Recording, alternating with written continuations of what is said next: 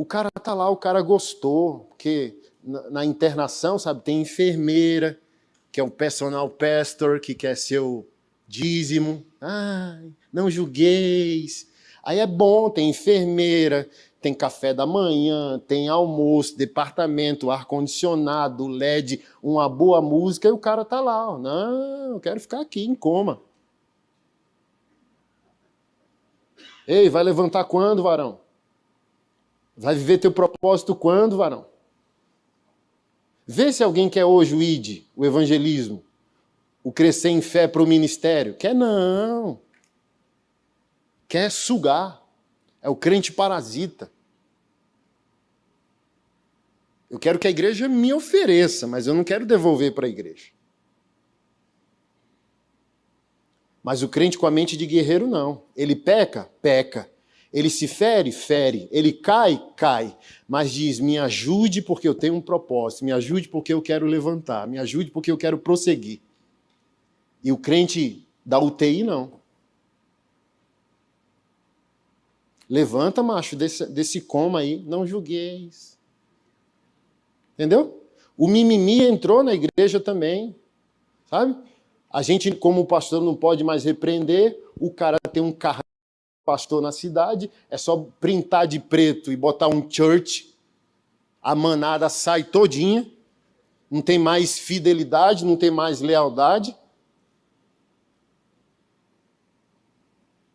não tem mais princípio nenhum, não se honra mais uma casa espiritual como lá, sabe, virou negócio. Ah, tem um show gospel ali, tchau pastor, o pastor que batizou, o pastor que fez velório na tua casa, o pastor que fez casamento, sabe? Tchau. Aí o crente de hoje prefere o show, pastor, do que a lealdade, do que a fidelidade. Eu tô meio pá virada com crente, viu, velho? Sabe por quê? Porque eu não posso dar segunda chance para o crente, sendo que tem gente que não teve uma chance na cidade. A igreja é uma cidade cheia de problema. Aí você vem para a igreja, sabe? Gente egoísta, gente avarento. Tipo assim, dízimo era comida no Antigo Testamento. Aí o cara usa tudo no prédio da igreja. Na hora da responsabilidade, ele começa a inventar. Sendo que ele está sentado na cadeira que alguém dizimou, ele toma água que alguém dizimou, ele deu descarga no banheiro que alguém dizimou, ele está ouvindo a mensagem no microfone que foi comprado com o dízimo de alguém. Então, eu mesmo falo, ó, vai embora, deixa eu ficar são, vaza. Tipo, vira crente EAD. Qual é o crente EAD? À distância. Entendeu? Me deixa em paz, porque hoje você tem que evangelizar quem foi batizado. Ao invés de batizar quem a gente está evangelizando.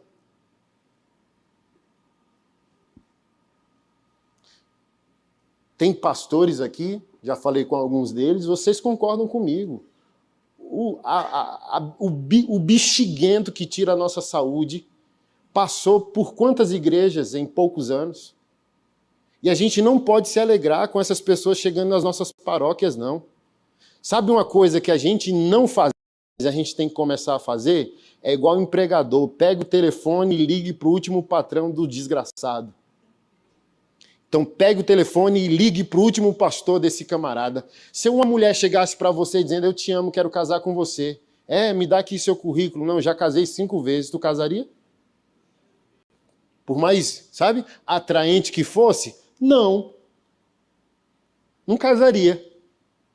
E a gente, pastor, está baixando a guarda para o cara assim, ó, 2 anos. Passou por 5 igrejas, 10 igrejas. Crente bom, irmão, só sai de uma igreja quando o Senhor manda. Crente bom é uma igreja em 10 anos, 2 igrejas em 15 anos. Aí, algum motivo ou envio de Deus, ou um problema mesmo fundamental, fez ele sair daquela paróquia. A igreja não é bagunça. E isso tem tudo a ver com masculinidade, porque nós somos o carro-chefe desse negócio. As crianças e as mulheres estão nos seguindo.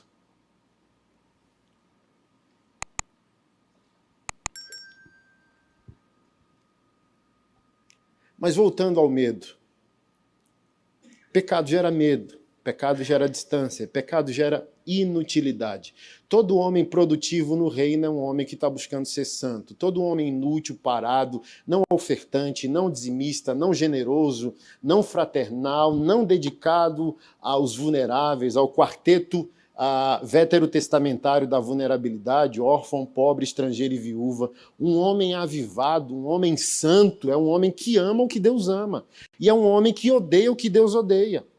E Deus não odeia só a agenda gay, Deus ama a injustiça. Está lá o verdadeiro jejum, Isaías 58, dizendo: vocês acham que eu quero um dia de luto? Por que vocês não quebram as correntes da escravidão, da injustiça? Por que vocês não recebem um fã em casa e recebem o pão? Então, quando a gente pensa odiar o que Deus odeia, a gente fala: já sei, casamento. Mas vamos lá, querido. Temos que combater o pecado da sociedade? Devemos. Mas nem todo dia é dia de guerra. Diga o que não é a família, baseado no que Deus define como família. Mas apresente a santidade da sua. Apresente você, como luz do mundo e sal da terra. Porque Deus não vai se agradar de você porque você condena o casamento gay. Deus vai se agradar mais de você se o seu casamento for santo. Se você for um bom homem, se você for um bom marido, se você for um bom pai, se você for servo da igreja local, se você for parceiro do seu pastor, aí Deus já está agradando. Porque a maioria de nós, da nossa inutilidade, é papagaio de pirata, pô. E até o demônio sabe o que é pecado, mas o demônio não sabe o que é santidade. Então não adianta falar o que é pecado apenas. Todos sabemos, inclusive Satanás. A gente tem que ser santo, pô. Porque é essa santidade que vai estabelecer o legado, definir o futuro, pavimentar o caminho dos nossos filhos e netos.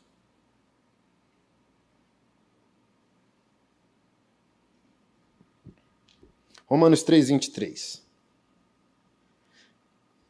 Pois todos pecaram, destituídos estão da glória de Deus. No 6:23 está escrito: pois o salário do pecado é a morte, mas o dom gratuito de Deus é a vida eterna em Jesus Cristo, nosso Senhor. O salário do pecado é o quê, irmão? Mas eu não quero ser apocalíptico aqui. Não tem um ponto final, tem uma vírgula. O dom gratuito de Deus é a vida eterna em Cristo Jesus. Então, Romanos 8:1, não há nenhuma condenação para os que estão em. Você está em Cristo Jesus. Gálatas 2:20, não mais vivo eu, Cristo vive em mim. É assim que você vive? É esse parâmetro que você escolheu para a sua vida?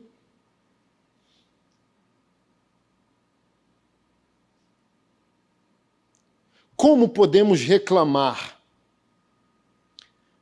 do salário do pecado em nossa vida, seja ele qual for? Porque enquanto a gente peca, o contra-cheque vai vir. O pecado tem uma consequência. E nem sempre o perdão de Deus é o perdão dos homens. Nem sempre o perdão de Deus é a restauração das coisas. O bandido da cruz foi perdoado e Jesus não anulou a dívida dele, porque o salário da morte foi perdoado e executado, subiu para o paraíso. Mas houve uma consequência. E é o que a gente ensina no maçonaria. Não tem como pecar como um homem e querer, na hora do arrependimento, responsabilidade de menino.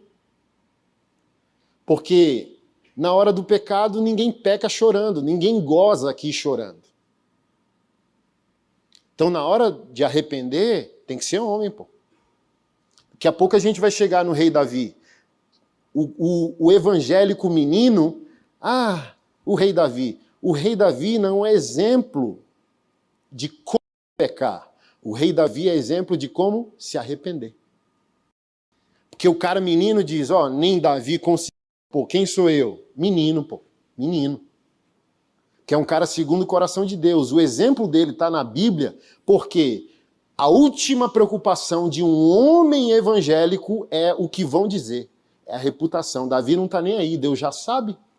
Quando foi repreendido pelo profeta, o que ele disse? Ele não diz, pequei contra Betseba, pequei contra Urias, pequei contra Israel. O que ele disse? Pequei contra Deus.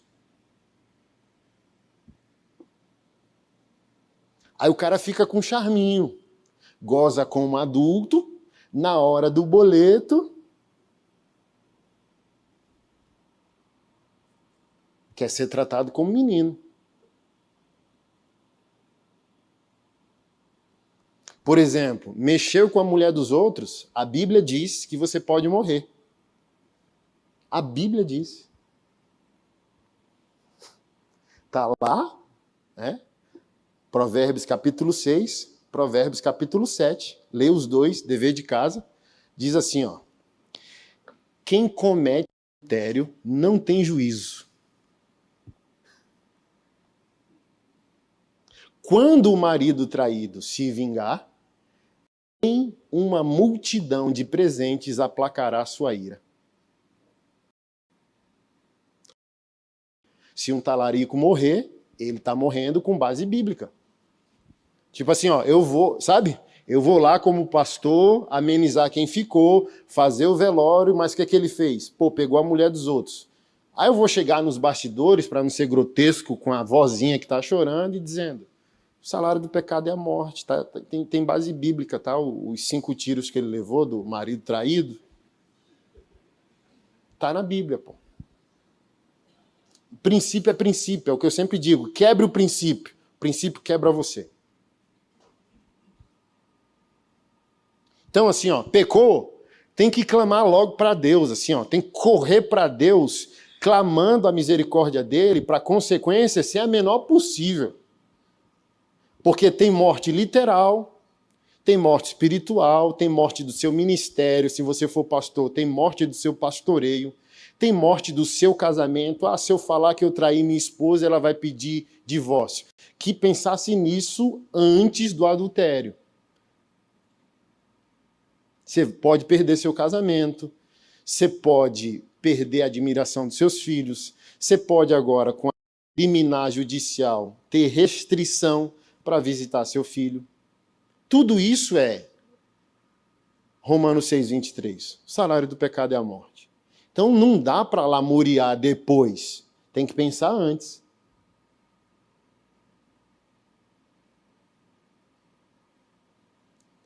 E é o que Deus odeia num homem, é não arcar com as consequências do que fez. No Maçonaria comparamos muito Adão e Davi. Davi, ele não só pecou, foi periculoso o que ele fez.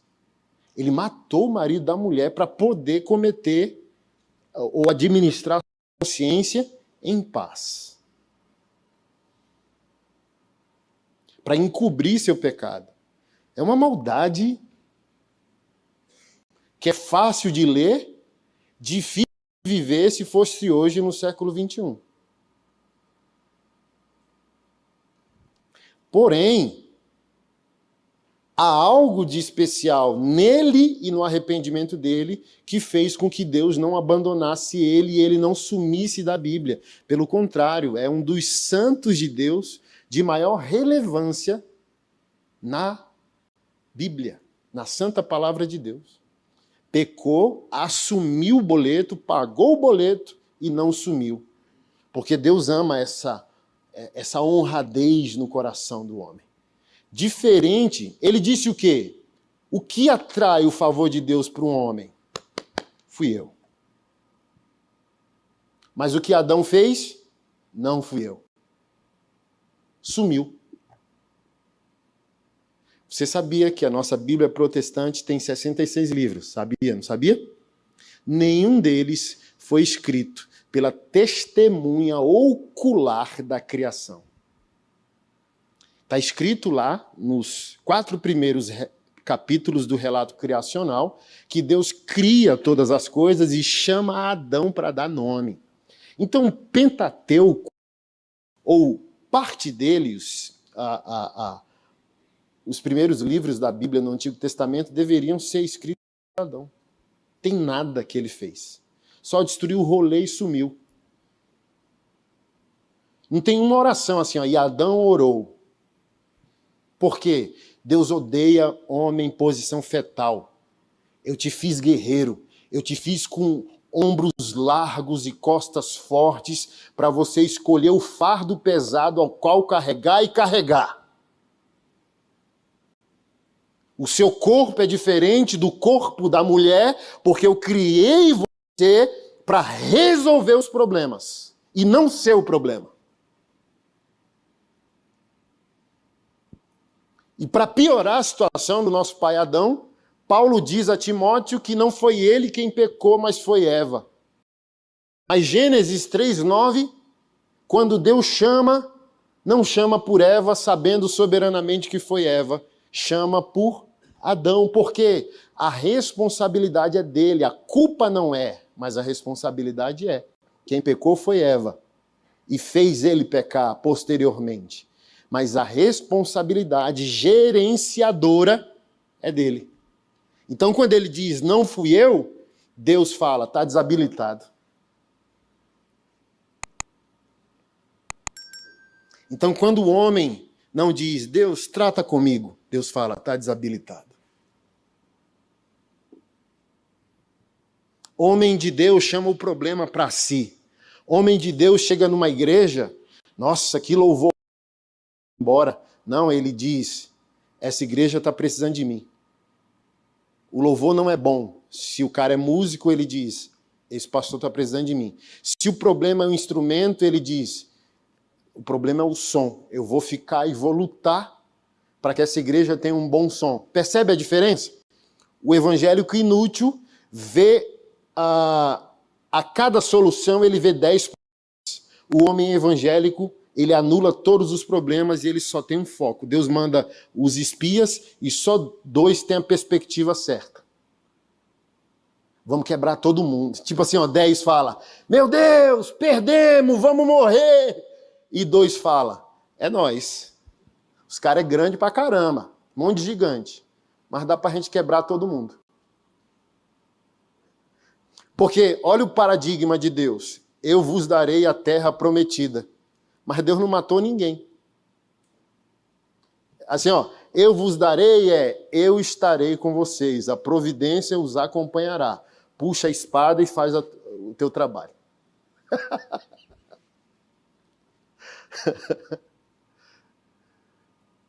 Por isso, por coisas assim, Deus fez uma promessa. Aí o homem evangélico fica assim, O cara chegou para mim, eu nunca vi pastor que gosta de arma, não confia que Deus protege. Aí eu falei, interessante, né, animal? Porque a Bíblia diz que Deus é o provedor, mas amanhã tu vai trabalhar.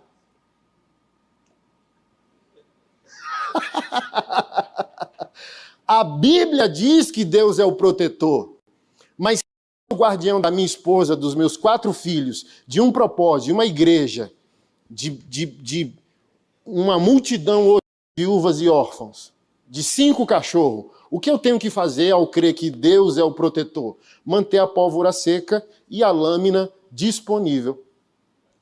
E orando a Deus para nunca ter que usar. Porque o evangélico inútil, ele acha que é desamor, é falta de amor a bater o perigo. Não, é amor. Não é ódio, porque você não conhece o agressor. Você não tem afeto, você não tem amor nem ódio, é impessoal. Ele que invadiu a fronteira que não deveria. Então, por amor ao que você defende, você abate o inimigo. Foi isso que Jesus fez. O que é o inferno? O pai de família levantando os muros da casa, dizendo tchau a tudo aquilo que faz os meus filhos chorarem. Por isso, lá em Apocalipse, eu vou enxugar dos seus olhos toda lágrima. Ou seja, o que te feriu não vai te ferir mais.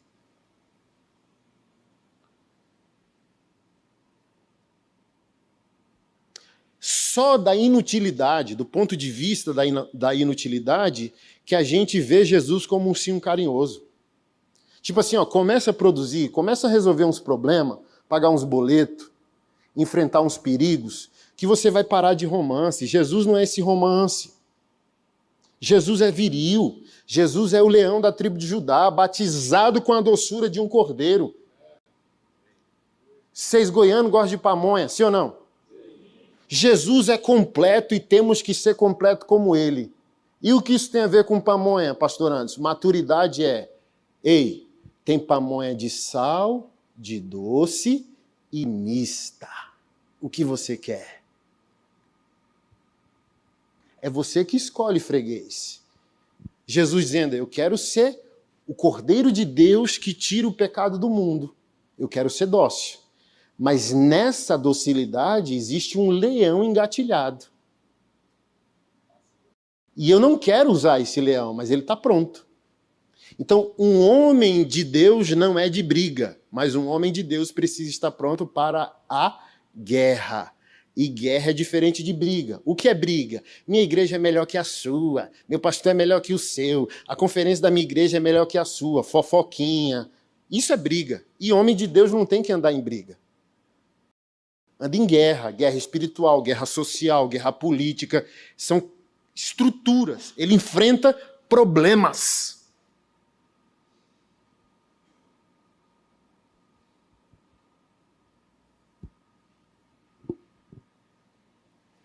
Adão não assumiu, desapareceu da Bíblia. Davi assumiu e continuou sendo um dos principais protagonistas da história de Deus com a humanidade. E eu quero, para a gente começar a encerrar, e eu sempre digo, quando o pregador fala isso, acabou de começar, né? Eu quero usar a vida de Davi. Segundo o dever de casa, Salmo 51 é a canção que ele fez do arrependimento do que ele fez contra Betseba e Urias. Porém, é interessante a do Salmos 38. Abre aí, Salmos 38. Olha o que o pecado faz na vida de um homem, mesmo esse homem sendo um homem de Deus. Se você tem certeza que você é um homem de Deus, não menospreze sua natureza humana. Ela habita em ti, por mais que hoje você tenha uma nova natureza em Cristo, sua natureza adâmica está aí também. Um pastor, um dos meus primeiros discipuladores, me ensinou isso. Olha, você nasceu de novo, você é um crente, você é um evangélico, nova natureza em Cristo Jesus. Porém, a velha natureza está aí também, porque você não foi arrebatado. Está na terra, ok? A carne não se converte, seu espírito, sua alma está convertida. Quer Deus, ama Deus. Sua matéria, não. Como Paulo diz, o bem que eu quero, esse não faço. Então, um antagonismo. Esse pastor me ensinou assim, ó, é 2 pitbulls. Todo dia, 6, 7 da manhã, babando assim, ó. Porque sabe que o dono, todo dia, 7 da manhã, dá um bifão sangrando. Aí o falou bem assim, para quem você está dando bife de manhã? Para Adão ou para a nova natureza em Jesus? Porque tem horas que a gente fala, como que eu fiz isso, mano? Eu sou crente, velho. Eu amo Jesus, ô louco, mano. Não, a gente é capaz de atrocidades. Eu gosto muito da frase de Martinho Lutero, nosso pai reformador. Ele disse assim, eu achei que o velho homem, o velho Adão, tinha morrido nas águas do batismo. Todo crente tem a ilusão que, sabe, a velha vida passou. Mas ele disse, eu descobri que o desgraçado sabe nadar. 2 coisas para provar se a gente nasceu de novo, casamento e trânsito.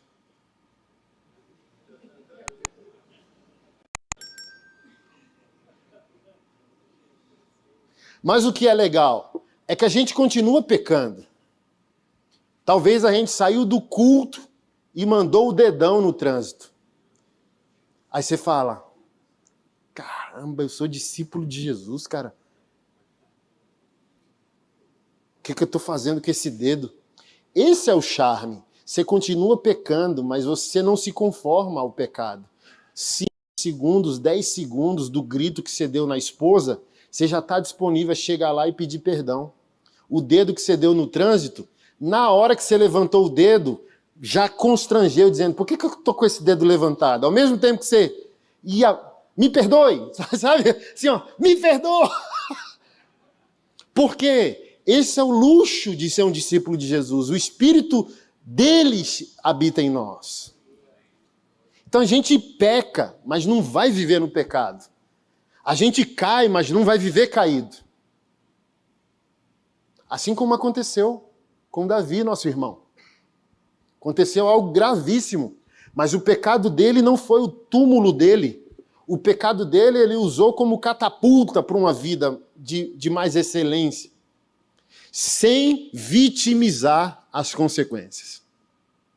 Porque todo crente imaturo, como eu disse, é um exemplo para pecar.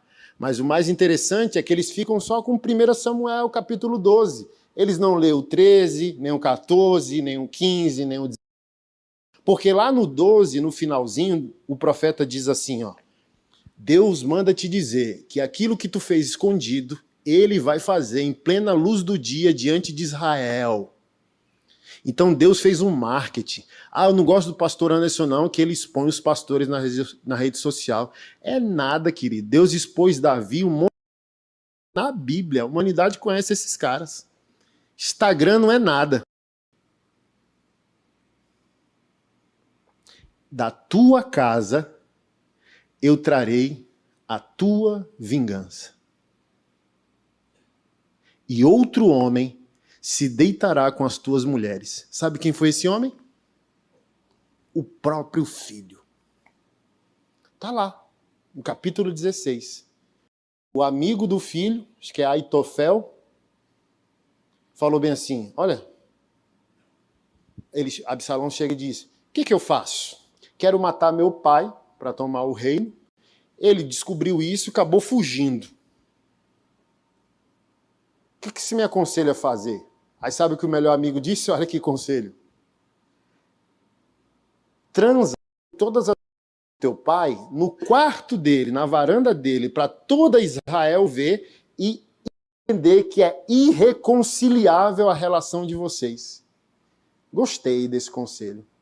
Da janela que o rei Davi viu Betseba, a cobiça do coração dele, e ele manda na sua autoridade violar a dignidade da moça, porque talvez eu não possa afirmar que foi abuso sexual, mas é abuso de autoridade, porque não tinha como Betseba escapar da chamada de um rei.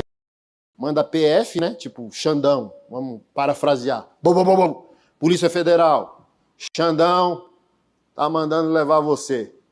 Então, o que a moça faria? Pou, pou, pou. O rei te chama. Não tem. Ela tá sem pai, sem homem em casa, sem o marido. É uma violência.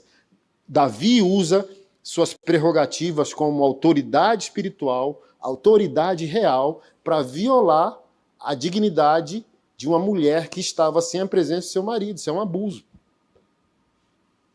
Então, como eu sempre digo, ele não achou ela na balada, eles não flertaram na pizzaria, ele violou a moça. Falando. Da mesma janela que ele fez isso, o filho montou uma cama, uma tenda e transou com todas as concubinas do pai. E Israel viu. Aí lá no 12, o profeta diz, sabe o quê? A espada nunca mais sairá da tua casa.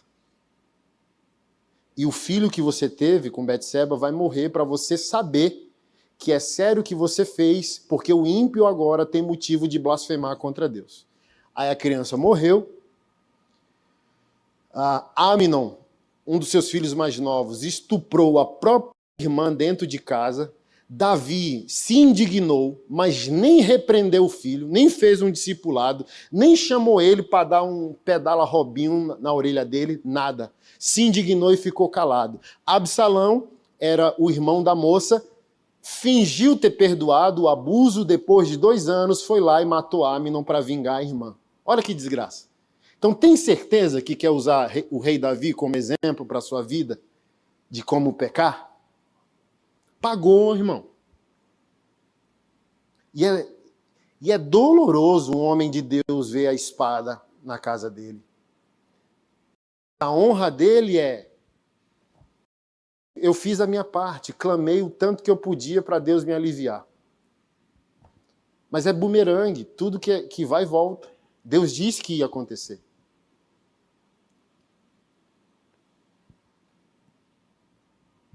Porque, vamos lá, o evangélico menino adulterou. Não, mas eu me arrependi, pô. Talvez não, talvez você está pensando em consequências, talvez você está falando de remorso.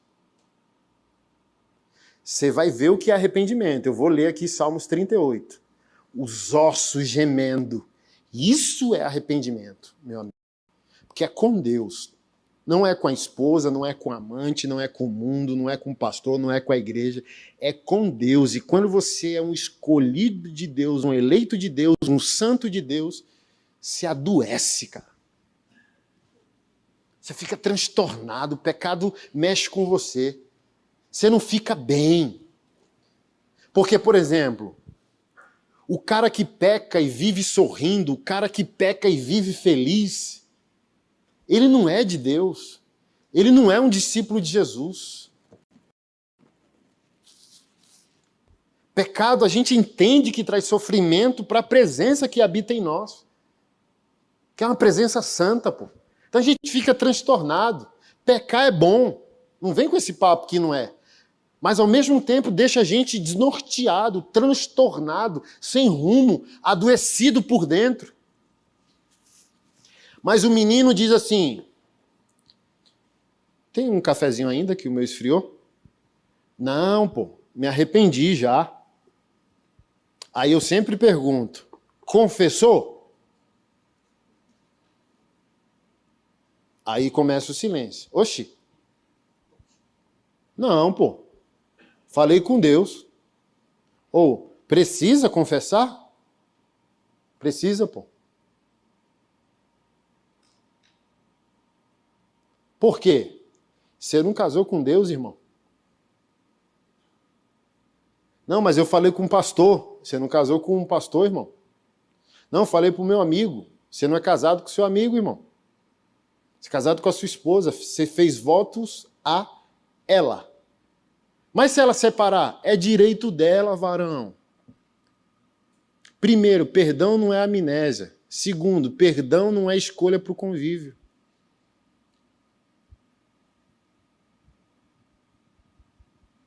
Pastor Anderson, eu postei ontem e tenho postado isso.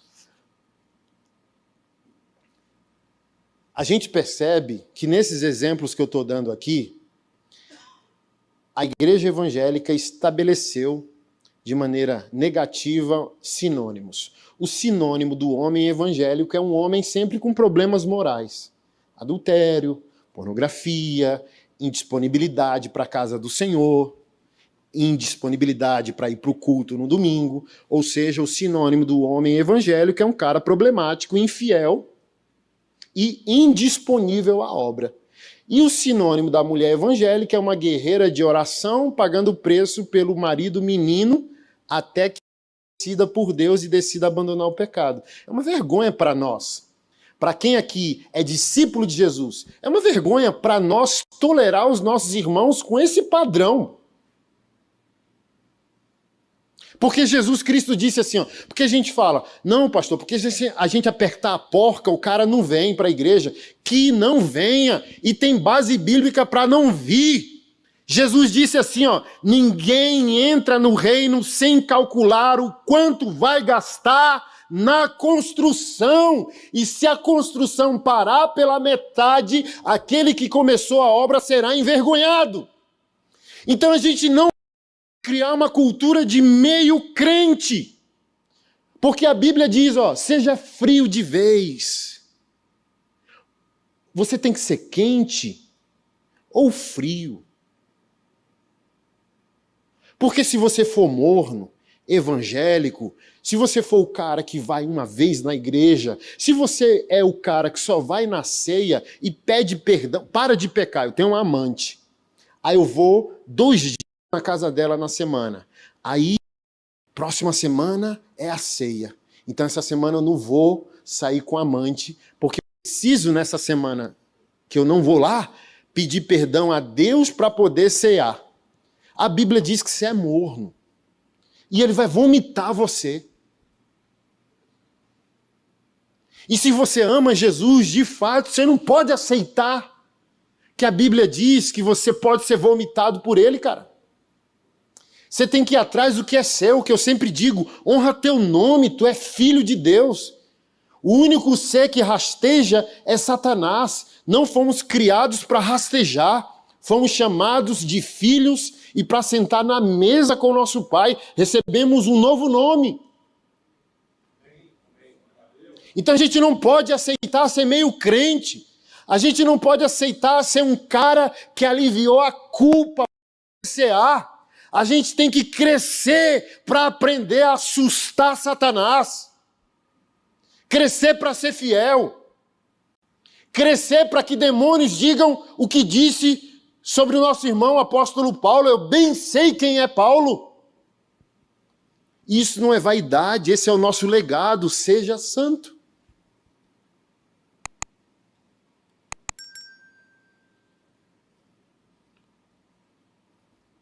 Ah, pastor, eu até concordo, mas eu discordo que eu tenho que falar para a esposa, pô. Não vou acabar com a minha família. Já acabou, macho. É igual assim, ó. A igreja evangélica me compreendeu quando eu fui na entrevista com um gordinho lá do jornal Imparcial. E ele, pastor, numa situação de um pastor aqui de Goiânia, ele falou, não concordo com você, já caminhei com aquele cara. Você faz isso por amor ao corpo de Cristo? Será que você não está gerando mais dano ao corpo? Aí eu falo, cara, eu estou confrontando o pastor adúltero, estou confrontando o pastor pedófilo, e tu diz que eu estou gerando dano no corpo? Aí veio a luz do Espírito ali, ó. Faz essa pergunta para ele. Aí eu, aleluia, obrigado, Espírito Santo. Aí eu cheguei para ele e disse assim, olha, o avô violentou sexualmente o próprio neto. O pai da criança, filho do avô, descobriu. Almoço de família no domingo. O pai está decidido a expor o próprio pai, avô da criança, diante de toda a família e parentela no domingo e sair do almoço, ir na delegacia e denunciar o avô. Aí eu falei para o cara, para o entrevistador, pergunta de 1 milhão. Quem destruiu a família? O pai da criança que vai denunciar ou o avô que violentou a criança? Aí ele... Acabou.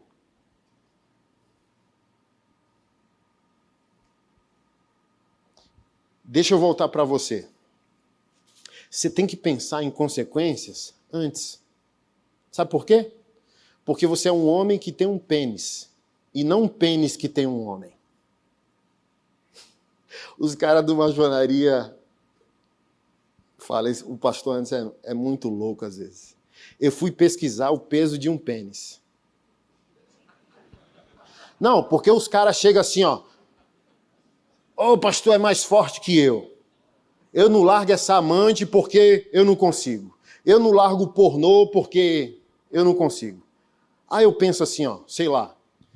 Como eu falei para você, 24 anos eu sou crente, 23 anos e meio que eu estou livre do pornô. E ninguém que é livre para viver em santidade é livre, encontrou força em si mesmo. É arrogância, é mentira. Eu não sou forte. Eu só tomei uma decisão e decidi viver um código que antecede minhas escolhas. Por exemplo, não vou trair minha esposa. É uma decisão que eu tomei agora e quando eu percebo a mulher adúltera, eu vejo ela ali na porta, eu já saio pela tangente. Porque o homem tolo, como está lá em Provérbios, está lá bobando com os caras na esquina. Aí vem a mulher adúltera, está lá em busca de vida preciosa. Então o que Satanás quer? Por que tanto pastor em imoralidade sexual? Porque Satanás só quer destruir vida preciosa. Satanás não quer Zé Ruela. Satanás quer sniper. Pastor é sniper. Mas fica lá, bobalhão na esquina, Aí vem a mulher adúltera, a mulher infiel, que o marido viajou toda perfumada e diz, e aí, pastor? Então, eu decidi.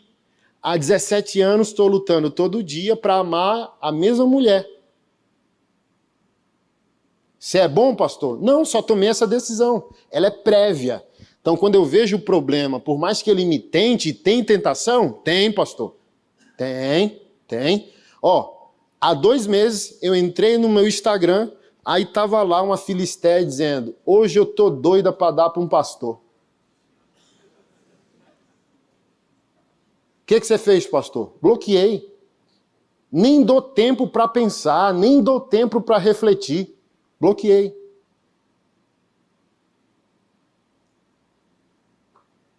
Mas voltando, 23 anos e meio sem pornô. Sabe por quê? Porque um belo dia eu fui adorar o Senhor dizendo, ô Senhor, como eu te amo. Aí na hora, parece quase audível, ama não. Porque se me amasse, não destruiria a vida de quem eu vim salvar. Quem te dá prazer no vídeo é alvo do meu amor, assim como você foi. Se você me amasse, você odiaria destruir quem eu amo e quem eu quero salvar. Pronto. Eu amo, assim ó, me chame do que quiser. Uma coisa eu quero que você saiba que eu sou. Eu amo Jesus. Ah, o pastor Anderson é polêmico. Pode pensar isso. Mas eu também quero que você saiba. É um cara, eu acho que ele é polêmico, mas também saiba, é um cara que ama Jesus. Eu amo Jesus. E eu não viveria com esse boleto. Olha só, eu te amo. Ama não. Você está doido, senhor? Não ama não, porque destrói quem eu amo. É tua irmã em potencial, essa moça aí do vídeo que te dá prazer, tua irmã em potencial.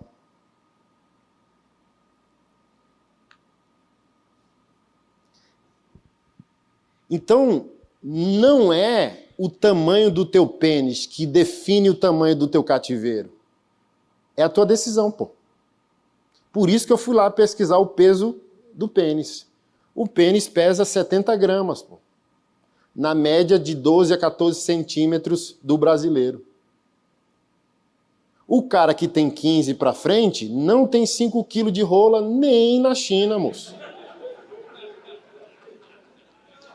Porque assim, ó, a única coisa que justificaria você ficar nesse mimimi, eu sou escravo do sexo, é se sua rola batesse no seu joelho, pô.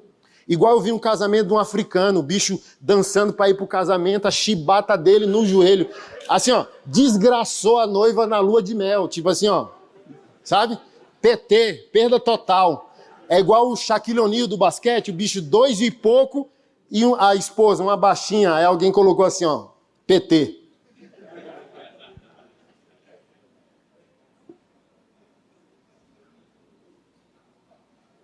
...70 gramas, mano. Eu tenho em média 84 quilos. Seria vergonhoso para mim, 70 gramas, liderar 84 quilos, meu caráter, meu casamento, minha família, minhas escolhas, meu ministério e meu destino profético. É uma derrota para algum homem que diz que ama Deus, pô. Ser liderado por 70 gramas. Então tenta visualizar 84 quilos que tem uma genitália, que tem um pênis, ok? E o domínio próprio que a Bíblia diz que eu tenho, eu posso exercer para manter o zíper fechado. Só abrir o zíper para urinar e quando eu for namorar com a minha esposa. A única explicação para eu viver escravo do sexo é se eu fosse um Bilal de 84 quilos com um homem pendurado, pô. Você sair nas ruas de Goiânia e dizer, caraca, mano, uma rola andando, velho.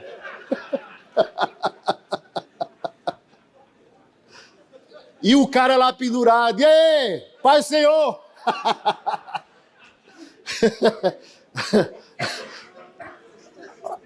A única maneira de eu falar, bicho, não dá pra você largar essa amante não, que você é uma rola de 84 quilos, pô. Fica difícil mesmo.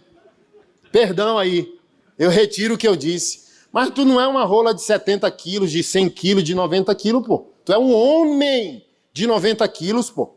Então tu tem estrutura espiritual, fisiológica, moral, ética, bíblica, teológica, familiar, para dizer bem assim, a minha cabeça de baixo não vai governar o meu bom senso, a minha cabeça de baixo não vai governar a minha cabeça de cima, minha cabeça de baixo não vai governar o meu futuro. Porque se a gente permitir viver por instinto, irmão, a gente vai viver em constantes arrependimentos e remorsos.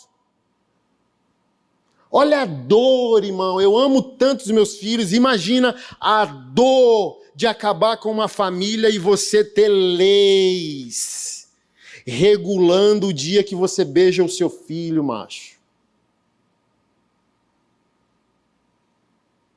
Tem um Fontinelli que é um caveira da PM, irmão também, aleluiado. Ele falou, pastor Anderson,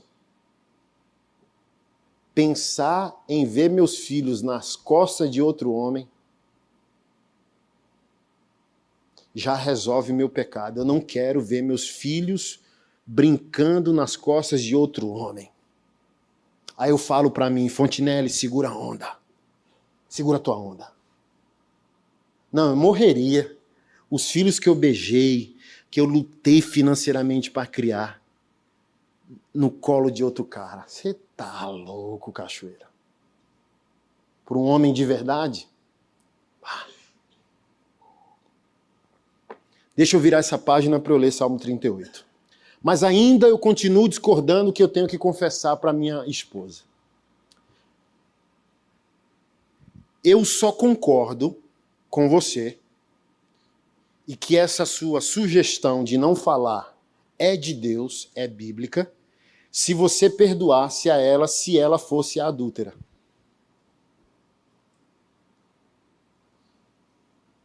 Você queria ser o enganado? Sua esposa te traiu. Você queria ser essa pessoa que viveria no escuro?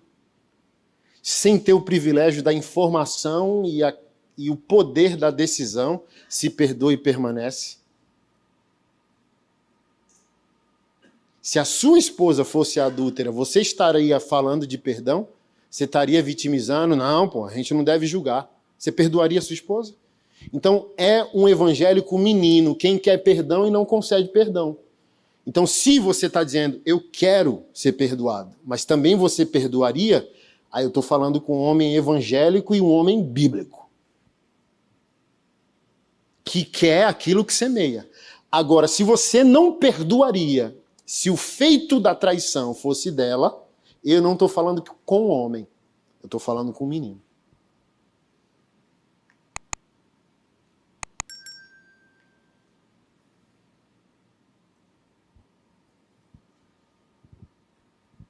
Num gabinete, alguns anos atrás, acho que isso tem mais de uma década, o marido era magrinho no noivado, ficou barrigudinho no casamento, era nerd, não gostava de tomar banho, era fedido, só gostava de videogame e computador, e para piorar, não gostava de explorar o corpo da esposa. Então ele só ia lá, vucu-vucu, gozava, virava para o lado. Irmão, mulher complicada em todas as esferas, inclusive na fisiológica. Deus deu um orgasmo para o homem goza e estaciona. A mulher tem orgasmos múltiplos. Olha que complicação Deus nos deu. Não poderia cada um ter o orgasmo, sabe? O homem tem um, a mulher tem um. Não, mas o homem só tem um e a mulher tem múltiplos. Então, o dever de um homem cristão que amadurece é dizer, minha mulher é complicada da sala até a cama. E eu preciso entender como isso funciona. Aí o irmão nerd não gostava, não. Aí, um belo dia, veio um cara de outro estado para fazer um trabalho com a mulher dele. Botou a mulher no sofá, abriu as pernas dela e caiu de boca. Aí, domingo, chegou, pastor, precisamos confessar um adultério. Aí a cabeça do pastor está pronta para a infidelidade do homem, mas não está pronta para a infidelidade da mulher. Não, não fui eu não, pastor, que traí foi ela. Aí eu falei, eita ferro. Eu fiquei sem chão, sem argumento, e agora? Aí o Espírito Santo vai trazendo as estratégias. Aí ouvi ele sozinho, ouvi ela sozinha, depois ouvi os dois juntos. Aí sabe o que ela falou? O cara, assim, ó, os dois. Depois juntei os dois.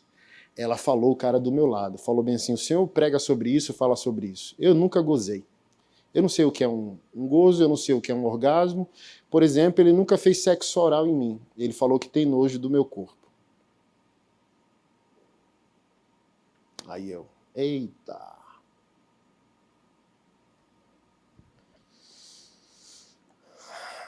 Aí veio, né, estratégia. Varão, seguinte. Tua esposa te traiu. A responsabilidade espiritual e moral é dela. Você pode pegar suas tralhas, perdoar ela para vocês virarem amigos e criarem os filhos de uma maneira civilizada, ou você pode ser um homem bíblico que vai aceitar seu boleto. Qual é o meu boleto, pastor Anderson? Tua mulher pecou e a responsabilidade é dela. Mas se você é um homem, você aceitaria que você colocou ela no colo do amante. Não cuidar sexualmente da sua esposa fez ela cansar depois de 10 anos, porque ela não te traiu com um mês. Ela não te traiu com um ano. Ela te traiu depois de 10 anos. Então se acumulou amargura e rancor no coração dela, e um cara veio de outro estado para fazer o que você tem nojo. Um cara caiu de boca na sua mulher, porque ela está dizendo que você tem nojo. Tu sabe o que é um clitóris, irmão? Olha o gabinete pastoral, olha o nível. Sabe o que é um clitóris, varão? Hã? Sabe para que serve um clitóris, varão? Sabe para que Deus deu uma língua também para tu, varão? Não é para tu estar fofocando e orando só não, irmão. É para tu cair de boca na tua mulher, sabe? E um cara fez teu trabalho, pô. Tu é homem para assumir teu boleto? Tu fez tua esposa pecar, pô. Ela vai pagar sozinha, mas tu paga por omissão. Mano, o cara começou a chorar, velho, na minha frente. E disse, eu aceito o boleto e perdoo ela. Eu aceito que eu coloquei ela nas mãos desse cara. Então vai pra casa, velho, e chupa tua mulher, mano. Irmão, isso aqui é um cu de homem, tá? Isso aqui não é cu de família, nem de domingo, nem berçário. Nem cu de criança. Cu de criança é domingo. É um culto de homem. Sim ou não? Sim. Porque tem uns caras com cara de... Hey, vai pra casa e chupa tua mulher, pô.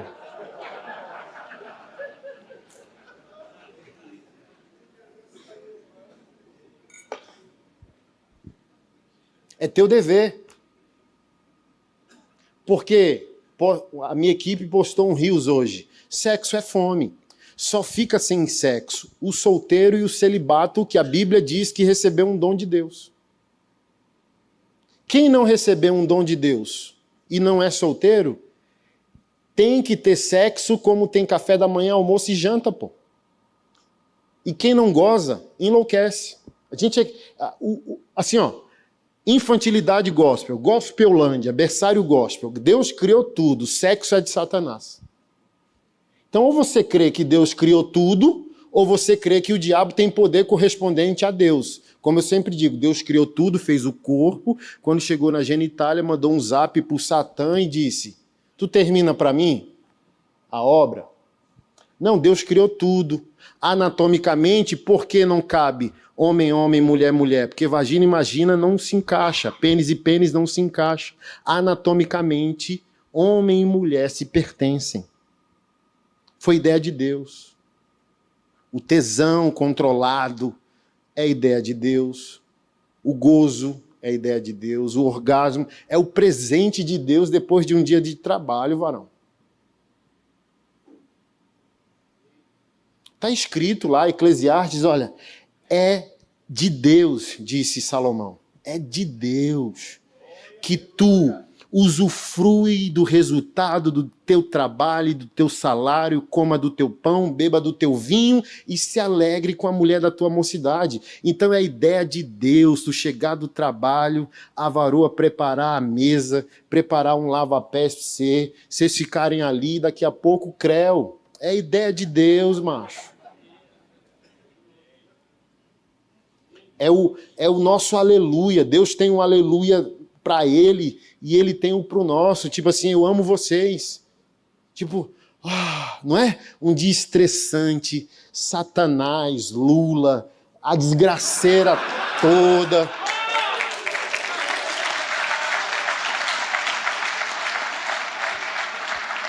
Vai prender, não vai prender, pode, não pode. A gente sem perguntar nada da agenda gay, um megafone, não quero saber nada de movimento, sabe? Aí a gente chega em casa estressado, 6, 7 da noite. Aí Deus deu o que a nós, varão? A mulher da mocidade.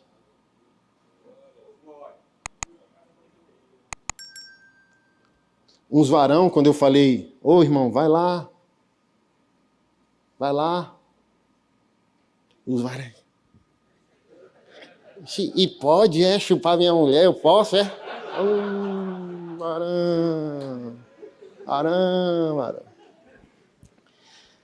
Um erro hermenêutico da maioria dos pastores foi considerar que Cantares de Salomão é metaforicamente Jesus e a igreja. Não é. Tem um professor de teologia que eu recomendo em Brasília, chamado Ayrton Williams, um dos maiores hermeneutas do nosso país. E ele quebra a narrativa de que Cantares de Salomão é Jesus e a igreja. Cantares de Salomão é um presente de Deus para dizer que o crente pode viver um erotismo para a glória de Deus, um erotismo marital. Meu amado e tal. Então, por exemplo, cantamos, e era uma canção bonita que eu não canto mais. Ele me ajudou a não cantar mais. E ele vem saltando sobre os montes. Já cantou, né? Os montes ali é o corpo da varoa.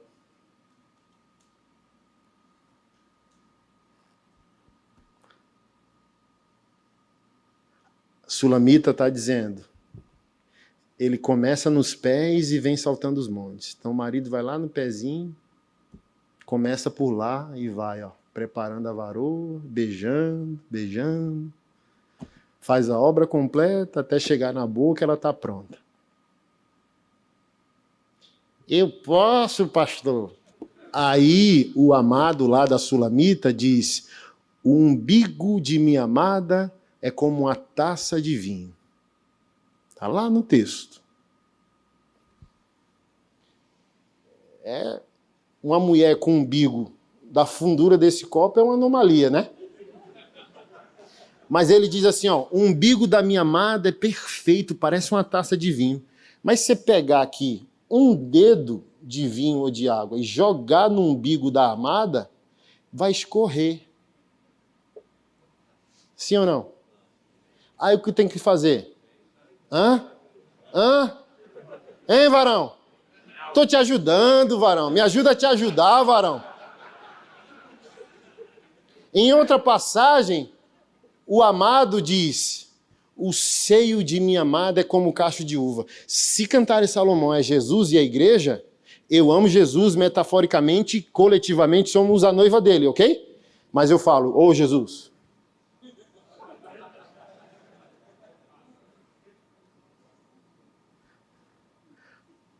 Falando da disfunção da masculinidade na igreja evangélica, os caras estão cantando como menina. Isso atrasou o exército.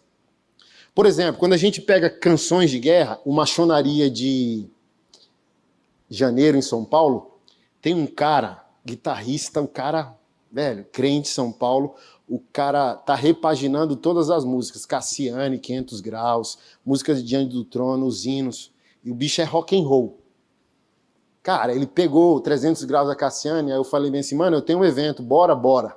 Pra ver se os caras acordam. Quando os caras chegam lá e achar que vai ter lindo S, 500 graus de fogo e puro e poder, heavy metal, sabe? Tipo, acorda, varão. Porque o cara tá lá, sabe? Quero casar com Jesus. Aí acha que Cantares é sobre Jesus e a igreja, o seio de minha amada é como um cacho de uva. Jesus é macho, pô. Tu também, pô.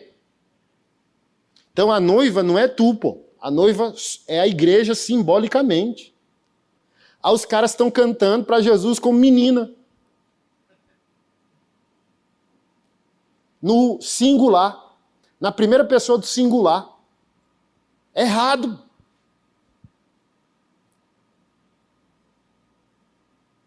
Por que, varão? O que tu faz com uva?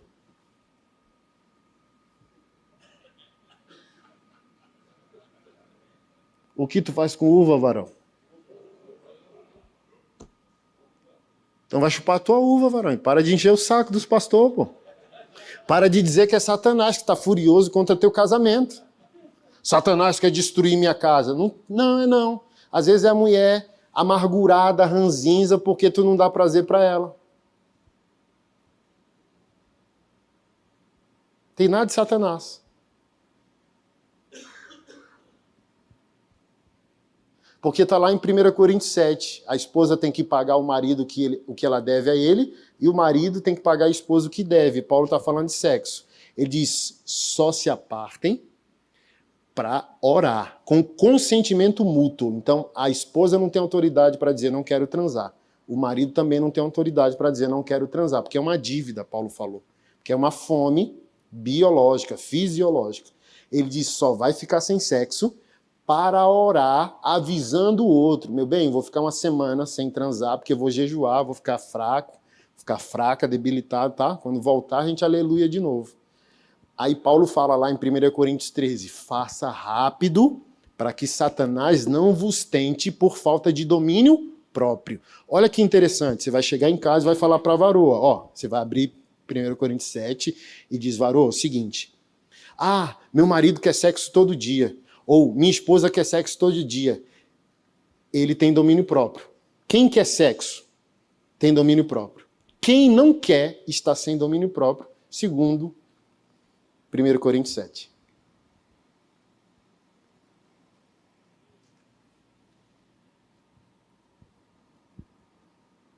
Porque assim, ó, se o sexo é fome, comer biscoito e miojo ao invés de tomar uma refeição é falta de domínio próprio.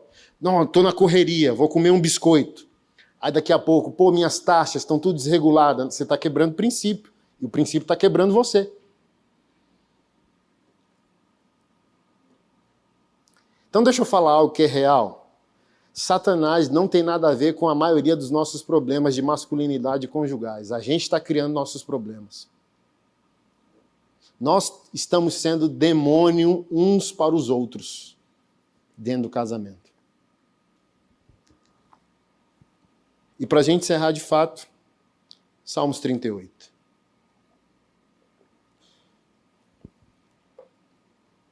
Lembra, né? O salário do pecado é a... Senhor, não me repreenda no teu furor, nem me disciplines em tua ira. Ou seja, o salmista já percebe a distância que não ocorria antes do pecado. Há uma distância, há uma barreira agora. Pois tuas flechas me atravessaram e tua mão me atingiu. Por causa de tua ira, todo o meu corpo está doente. Quem é de Deus e vive o salário do pecado, fica doente, não vive bem, não fica feliz.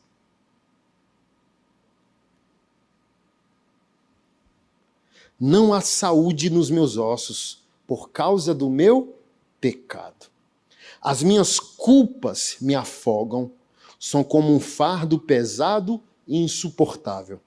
Minhas feridas cheiram mal e supuram por causa de minha insensatez. Estou encurvado e muitíssimo abatido. O dia todo saio vagueando e pranteando. Estou ardendo em febre. Todo meu corpo está doente. Sinto-me muito fraco e totalmente esmagado. Meu coração geme de angústia. Senhor, diante de ti estão todos os meus anseios. O meu suspiro não te é oculto, meu coração palpita, as forças me faltam, até a luz dos meus olhos se foi.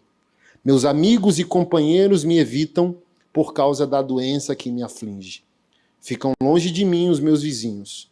Os que me desejam matar preparam armadilhas, os que me querem prejudicar anunciam a minha ruína, passam o dia inteiro planejando traição. Como um surdo não ouço, como um mudo não abre a boca. Fiz-me como quem não ouve, e em cuja boca não há resposta. Senhor, em ti espero, tu me responderás, ó Senhor meu Deus. Pois eu disse, não permitas que eles se divirtam à minha custa, nem triunfem sobre mim quando eu tropeçar. Estou a ponto de cair, e a minha dor está sempre comigo. Confesso minha culpa, em angústia estou por causa do meu pecado. Meus inimigos, porém, são muitos e poderosos. É grande o número dos que me odeiam sem motivo. Os que me retribuem o bem com o mal. Caluniam-me porque é o bem que procuro. Senhor, não me abandones. Não fiques longe de mim. Ó meu Deus, apressa-te em ajudar-me, Senhor, meu Salvador. A doença estrutural da alma e da saúde do corpo, dos ossos desse homem, por causa do pecado. Essa é a consequência. Não dá para ser crente e viver feliz no pecado. Só se formos um crente EAD, um crente nominal, um crente autêntico, não vive em paz com o pecado. Charles Spurgeon, acho que disse isso. Pecado e inferno estão casados até que o arrependimento proclame o divórcio. Que essa seja uma noite que a gente vai se divorciar das trevas. Sabe por quê, meu querido irmão? Daqui a pouco eu vou mostrar para você problemas que nós deveríamos estar resolvendo. Enquanto nós pecamos, alguém em Goiânia está morrendo. Alguém no Brasil está morrendo. Alguém nas nações está morrendo enquanto a gente perde tempo no pecado. Sabe por quê? Você é o Filho de Deus. Você é o membro do corpo de Cristo. Jesus está invisível. Você é Jesus visível. Porque você é membro do corpo dele. Você é a mão que ele quer usar. Você é o pé que ele quer usar. Você é o soco que ele quer dar na cara do ímpio. Você é o abraço que ele quer dar no quebrado, na viúva, no pobre, no órfão. Mas o que acontece com a gente? Volta e outra, mão na Bíblia, mão no pênis, mão no instinto, mão no pecado. Então, quando a Bíblia diz, seja frio ou quente, ou coloque as duas mãos na Bíblia e ame seu Deus, ou coloque as duas mãos no pênis e viva pelo instinto. E por que não dá para viver feliz no pecado? Porque não é apenas sobre nossa salvação. É sobre o propósito dele. Ele quer te usar. Ele quer me usar. E no pecado não dá, porque Deus não habita com as trevas. Ele não comunga com as trevas. Ele quer usar você. Você precisa entender que se você, em Goiânia, não fizer, ninguém vai fazer. Porque você é o Cristo mais perto do problema. Você é o Cristo material. Jesus é o Cristo espiritual e você é o Cristo material, Cristo visível, a continuidade de Cristo, Atos 29, o povo da cruz, o movimento apostólico, o movimento redentivo. É você, querido. É você que prega, é você que planta a igreja, é você que começa projetos, é você. Se você não fizer, ninguém faz. Porque todo milagre está no bolso de alguém, já percebeu isso?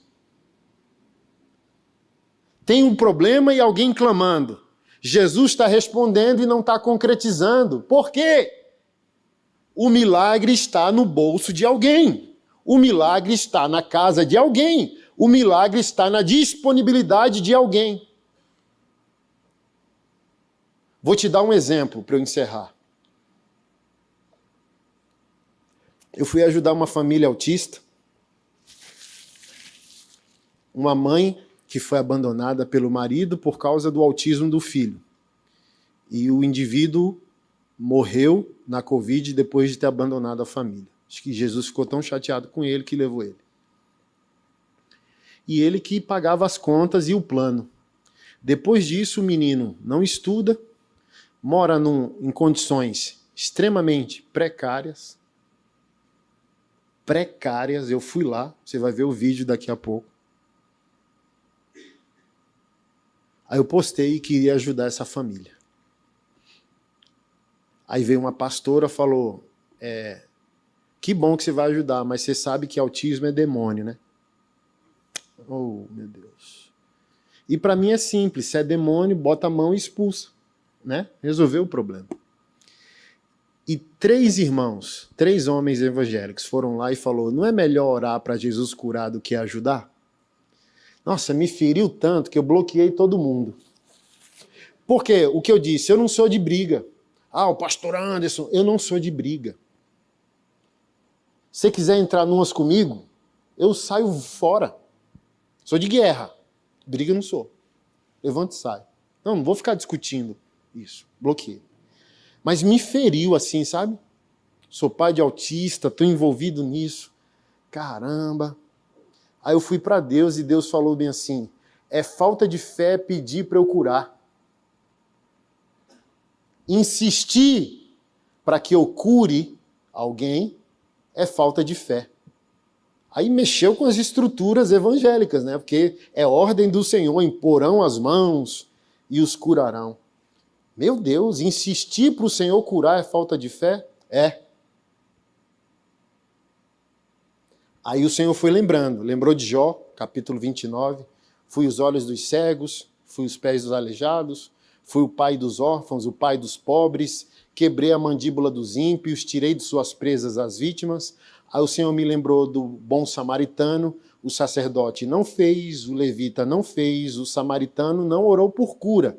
O que ele fez? Pegou o cara ferido, colocou no seu animal, levou na hospedaria, no hospital, pagou o tratamento, foi embora e disse, se gastar mais, quando eu voltar eu pago. O Espírito Santo falou comigo, por que esses 3 caras, filhos, são desabilitados?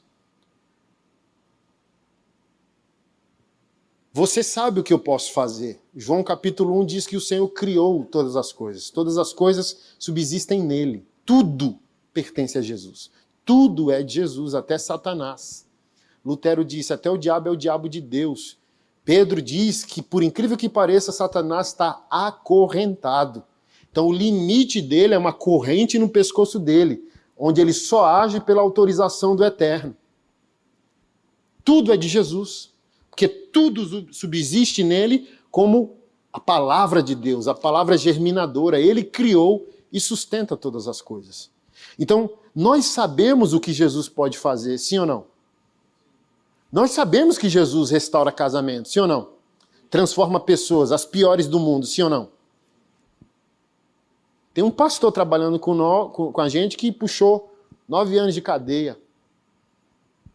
Eu falei para ele, vou te dar uma chance, mas tu tá no pior lugar que tu poderia. Então, minha única pergunta é se tu nasceu de novo. Porque se tu não nasceu, tu tá rodeado de cara tudo radical e de polícia. Não, eu nasci de novo. Jesus faz tudo. Cura AIDS, cura câncer, cura paralítico, sim ou não? Sabemos o que Jesus pode fazer. Só não sabemos o que Jesus pode fazer em nós e com a gente. E o Espírito Santo falando isso para mim. Espírito Santo, o que o Senhor quer falar com isso? Esses caras sabem o que eu posso fazer, por isso que eles estão enchendo sua paciência, dizendo não é mais fácil orar para Deus resolver o autista, ao invés da gente gastar dinheiro para cuidar dele? É falta de fé desses caras. Por quê? Aí o Senhor me levou ao paralítico, lembra dele? Que desceu pelo telhado?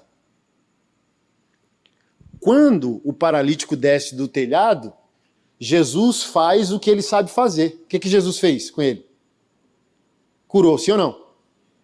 Mas o Espírito Santo disse, difícil é o paralítico ter 4 amigos que pagam a conta até que eu faça o milagre. Ou seja, aquele paralítico tinha 4 amigos que cuidaram dele enquanto Jesus não fez o milagre. Os 4 amigos foram a perna do aleijado. Até que Jesus colocou ele para andar. O difícil é isso. Difícil não é Jesus curar qualquer pessoa, resolver qualquer problema. O difícil é Jesus resolver a mim e a você. O difícil é Jesus curar o meu e o seu caráter. O difícil é Jesus usar o nosso bolso, curar a nossa avareza, nos tornar generosos, enviar nós para resolver o problema do outro. Porque desde Caim, cadê seu irmão? Eu sou babá do meu irmão? E o cara maduro diz, é meu irmão, vou resolver o problema. Então o paralítico tinha 4 amigos que disse, eu pago a conta porque eu creio que Jesus cura. Enquanto ele não cura, eu carrego você. Enquanto ele não cura, eu pago a sua conta. Enquanto ele não cura, eu pago o seu boleto. E se ele não fizer, eu sou o milagre. Eu sou seu irmão. Lembra? Tem uma foto, eu acho que é na Segunda Guerra Mundial, os 2 irmãos perderam os pais e tem um guri que amarrou igual índio o irmão nas costas. Aí um soldado perguntou, tá pesado? Aí o guri de 7, 8 anos disse, não tá pesado, ele é meu irmão.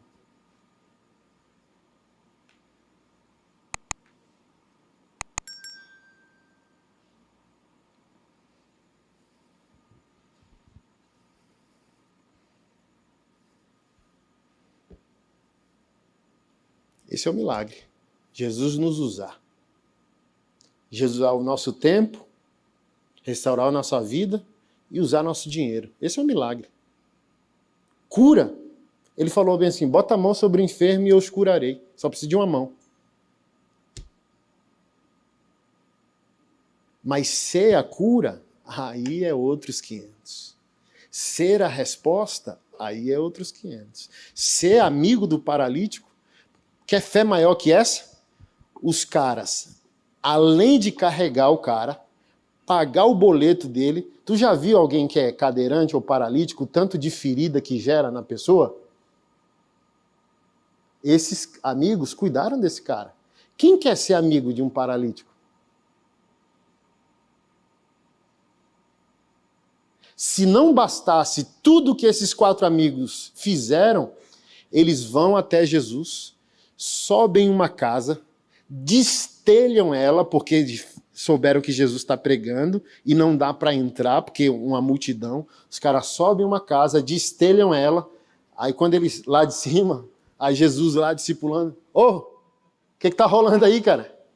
Não, é que a gente tem um amigo aqui, paralítico, e a gente ficou sabendo que tu és o Filho de Deus, o Messias que cura os doentes. E a gente trouxe ele aqui, é nosso irmão, nosso amigo, e queremos que o Senhor cure. Desce aí. Imagina que logística, cara. Isso é fé. Fé é tu carregar o problema até Jesus resolvê-lo, pô. Não é? Jesus cura. Jesus mata a fome dessa criança, mas você é a parte visível de Deus, pô. É tu que vai comprar a marmita. Aí tá lá o velho pedófilo assediando uma criança na rua. Ó, Senhor, proteja essa criança. Não, tu é o soco mais perto do problema, pô. É tu que vai pegar o teu carro e atropelar o velho safado, pô.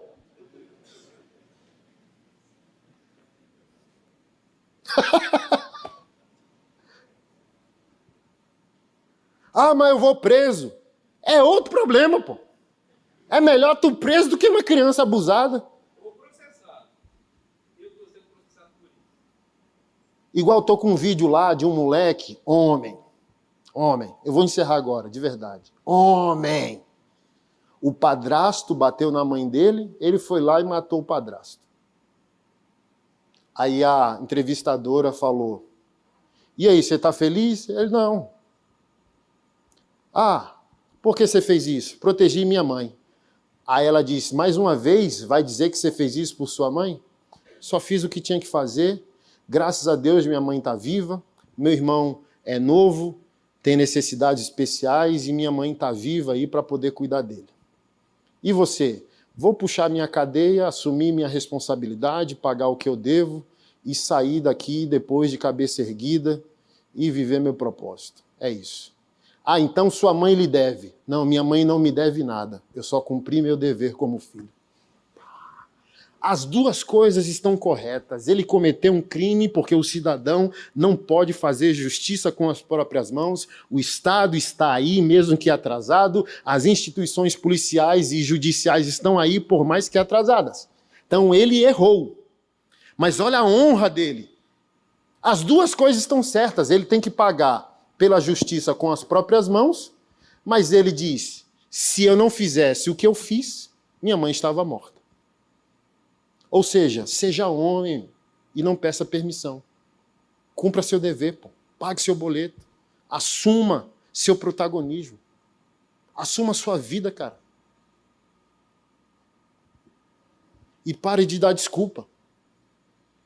Quem é bom de desculpa é péssimo em arrependimento. Vá viver seu propósito, pare de se vitimizar. Saia dessa posição fetal que a cultura está colocando os homens, inclusive nós evangélicos. Pare de achar que você é a menininha de Jesus, você é o guerreiro dele, pô. Para de dar problema. Seja fiel à sua igreja local, seja fiel ao seu pastor, seja fiel à sua família, seja fiel à sua namorada, noiva, esposa, seja fiel ao seu país, seja fiel aos seus grupos. Seja fiel. O problema do mundo é a imoralidade. Tudo diz respeito à sexualidade, todo desvio, até o político, até a corrupção política, não existe sem o cara que é adúltero antes. O cara que é corrupto na política só está praticando o tipo de desvio que pratica no casamento dele. Então seja fiel em casa. Você resolveu o Brasil, cara. Quer mudar o Brasil? Quero. Volta para casa e ame sua família, cara. Volte para casa e ame sua pequena pátria. Volte para casa e ame sua pequena igreja. Você não vai mudar os políticos, cara. Você não vai mudar a cultura. Para um fiel que desiste, um monte de policial pedindo demissão por causa de um governo injusto. De um justo que sai, tem 10 mil ímpios para querer entrar no lugar. E a gente não pode entrar num desgosto. A gente tem que entender o quê? Eu posso não mudar o macro, mas eu vou me responsabilizar pelo meu micro, pelos meus grupos, pelos ambientes que eu sou influente, pelos ambientes que eu tenho autoridade, pelos ambientes que eu sou sacerdote. Então seja fiel à sua igreja, seja fiel ao seu pastor, seja fiel à sua mulher, seja exemplo para os seus filhos, seja fiel aos seus amigos, ajude os verdadeiros arrependidos, confronte os vagabundos, honre os melhores homens da sua cidade. Não ande com qualquer um, eleve o seu código de conduta, seja fiel aos seus contratos, seja fiel à sua palavra, e a gente vai progressivamente cooperando para um país melhor. Amém? Eu poderia fazer um apelo para te vir aqui à frente, não quero fazer. Hoje é um culto racional. O arrependimento vai ser seu. Se eu vi o fundamento, seu dever hoje é sair daqui e marcar uma conversa com Jesus. Poderia chamar aqui na frente, botar a mão na sua cabeça, você chorar e dizer, é hoje. Não, o melhor arrependimento é o arrependimento que não oraram por você. É a metanoia. Eu entendi. E agora eu assumo o meu dever. Vá conversar com Jesus. Saia daqui, encontre um período dessa semana que você pode ficar sós com Jesus. Num café, em casa, na sua igreja, peça ao seu pastor uma salinha. E ali, não precisa ficar aleluiado. Senta para ouvir Jesus. Senta para o silêncio. Senta para a contemplação. Senhor, mexe comigo. E ele vai dar o teu boleto. Tá errado aqui, aqui, aqui, aqui, aqui, aqui, aqui, aqui. Vai resolver.